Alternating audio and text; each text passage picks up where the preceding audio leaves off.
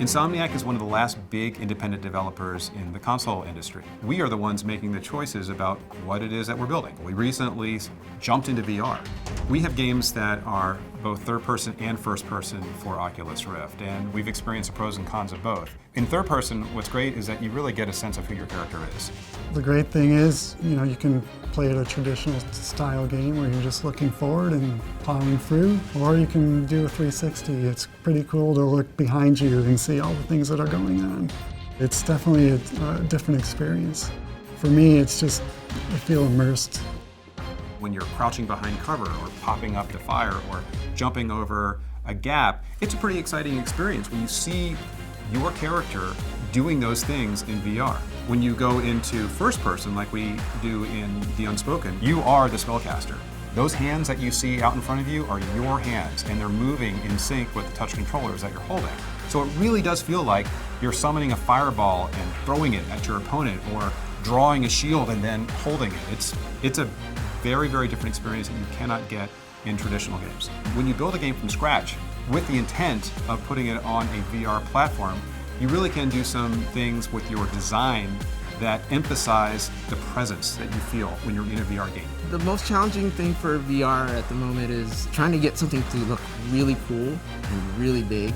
I think for developers who are used to doing things at 30 frames per second, we want to put what we're used to putting in. With VR titles, we have to scale back, but still provide that same quality.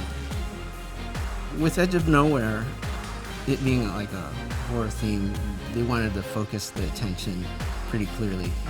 Whether it's just kind of distracting you with a big, huge open environment and then putting you in a claustrophobic area and then scaring the bejeebers out of you.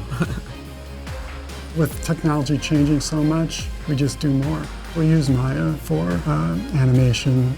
Maybe we exaggerated things a little bit more, framing of the camera through trees and characters flying at the headset, so you felt like you were definitely inside of the world. VR is pretty early in its stages. I had a conversation with someone at a VR conference, and he said he was full of fear. He was just scared because it really is a new territory. I come from old tradition making games where it was 2D at one time, and now it's 3D. So I equate that back to that experience as well.